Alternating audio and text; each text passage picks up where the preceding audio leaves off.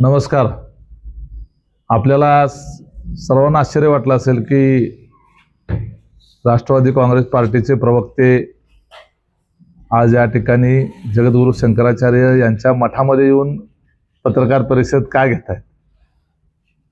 त्याची पार्श्वभूमी सांगण्यापूर्वी मी शंकराचार्य गुरुजींना साक्षात नमस्कार करतो. छत्रपती शाहू महाराजांच्या या नगरीमध्ये या शंकराचार्य पीठाचं एक वेगळं असं महत्त्व आहे. त्याला ऐतिहासिक असा संदर्भ आहे आणि तो पुरोगामित्वाचा संदर्भ आहे. महाराष्ट्राच्या पुरोगामित्वाचा सत्यशोधक चळवळीचा फार मोठा संदर्भ या शंकराचार्य पीठाच्या संबंधानं आहे. हे आपल्या सगळ्यांना त्याची कल्पना आहे. आमच्या पक्षाचे नेते खासदार पार्थ पवार यांचं लग्न ठरलेलं आहे आणि त्या लग्नाच्या पार्श्वभूमीवर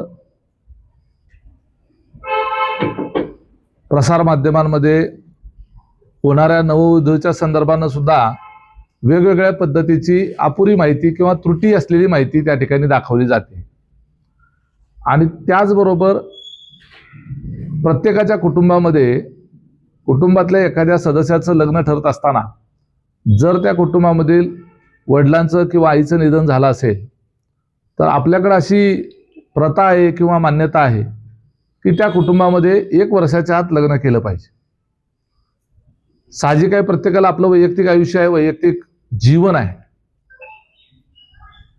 आपल्या 16 संस्कारापैकी समजल्या जाणाऱ्या एक विवाहाचा संस्कार अत्यंत महत्त्वाचा संस्कार आहे आणि त्यामुळं 1 वर्षाच्या आत पार्थ पवारांचं लग्न जमवलं पाहिजे किंवा झालं पाहिजे अशा पद्धतीचं त्यांच्या जवळच्या आप्तेष्टांकडून नातेवाईकाकडून त्या ठिकाणी सांगण्यात येत होतं. आणि त्यामुळे एक प्रश्न निर्माण झाला होता की 1 वर्षाच्या आतच का, म्हणजे याचा संदर्भ काय आहे नेमका. आता याची संदर्भ विचारायचा कुणाला. विचारल्यानंतर काही लोकांनी सांगितलं की 1 वर्षाच्या आत केलं पाहिजे, आपल्याकडे ती पद्धत आहे. आणि काही अभ्यासकांनी सांगितले की असं काही कुठं लिहून ठेवलेलं नाही आहे किंवा असं काही शास्त्रात सांगितलेलं नाही. आता आपण ज्या वेळेला विवाह किंवा कुठलाही घरामध्ये शुभ कार्य होत असतं त्यावेळेला आपण लग्नाची तारीख ठरवतो, मुहूर्त बघतो, हे सगळ्यांच्या घरी चालतं. आणि त्या संदर्भानं याच्या संदर्भातली ज्ञानी व्यक्ती जी आहे त्यांच्याशी आपण संवाद केला पाहिजे आणि त्याचबरोबर अशा ठिकाणी संवाद केला पाहिजे की ज्याचा संदर्भ या कोल्हापूरसारख्या पुरोगामी विचाराच्या शाहू नगरीशी आहे आणि शिवाय धर्मपीठाशी आहे. असा एक संयुक्तिक योगायोग असलेलं एकमेव ठिकाण जे आहे ते म्हणजे हे शंकराचार्याचं मठ. आणि म्हणून करता त्या ठिकाणी पूजनीय शंकराचार्य यांच्याशी संवाद केला आणि त्यांनी आपल्याला अशी माहिती दिली की आपल्या हिंदू धर्मामध्ये अशा पद्धतीचं सूतक असल्यानंतर, घरामधल्या व्यक्तीचं निधन झाल्यानंतर श्राद्ध होईपर्यंत सूतक असतं आणि सूतक असल्यानंतर त्या सूतकाच्या काळामध्ये त्या ठिकाणी विवाहासारखं शुभ कार्य त्या ठिकाणी करत नाही. उलट सूतक संपल्यानंतर करायला पाहिजे अशा पद्धतीचं आपलं धर्मशास्त्र सांगतं. आणि मग तुम्ही म्हणाल की मग याच्यावर हा व्यक्तिगत विषय आहे, कौटुंबिक आहे, तर मग प्रेस कॉन्फरन्स घ्यायची आवश्यकता काय. मुद्दा हा आहे की आपल्या समाजामध्ये याच्या संदर्भातली चर्चा झाली पाहिजे. आणि विशेष करून पार्थ पवारांचं लग्न आहे त्यानिमित्तानं त्या होणाऱ्या नववधूंची एवढी चर्चा होते. तर ह्या विषयाच्या अशा पद्धतीच्या ज्या रूढी परंपरा आहेत आपल्याकडे की त्याच्यामुळं बऱ्याच कुटुंबामध्ये 1 वर्षाच्या आत लग्न करण्याची घाई होते. कुटुंब दुःखात असतं, अजून आपल्या घरातल्या गेलेल्या व्यक्तीचं वर्ष श्राद्ध झालेलं नसतं आणि त्याच्या अगोदरच काही काही वेळेला तर 2 महिन्यात 3 महिन्यात पहिल्याच महिन्यामध्ये सुद्धा लग्न लावली जातात.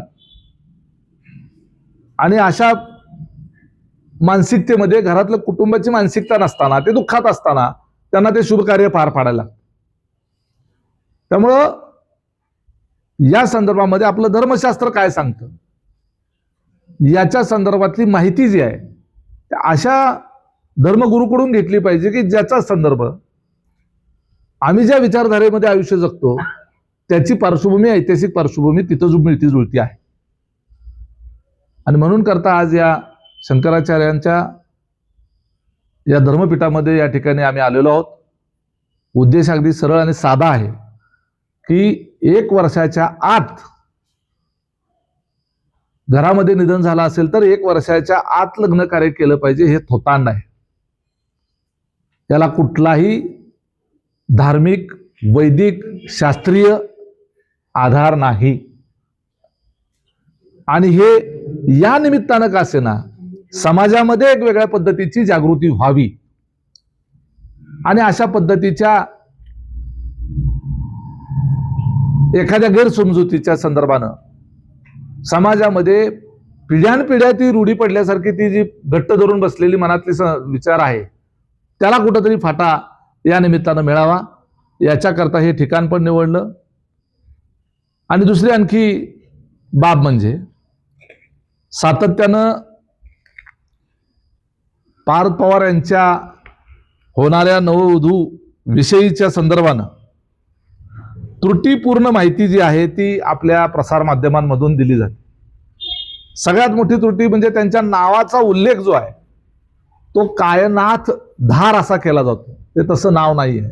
कायनाथ असं आहे. कायनाथ दारा असं त्यांचं नाव आहे. कायनाथ दारा. स्पेलिंग पण मी सांगू शकतो. KAIYANAAT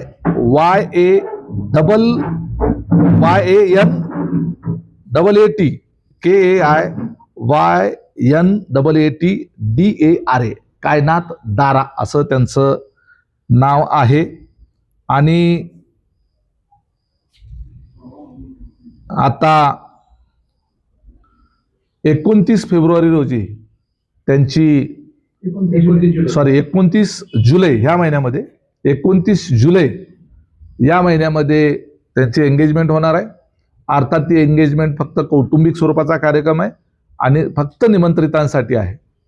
आणि त्यांचा जो विवाह आहे तो विवाह हा 27 फेब्रुवारी 2027 रोजी म्हणजे अजितदादांचं निधन होऊन 1 वर्ष पूर्ण झाल्यानंतर 1 महिन्यानंतर त्यांचा विवाह त्या ठिकाणी बारामती या ठिकाणी होणार आहे.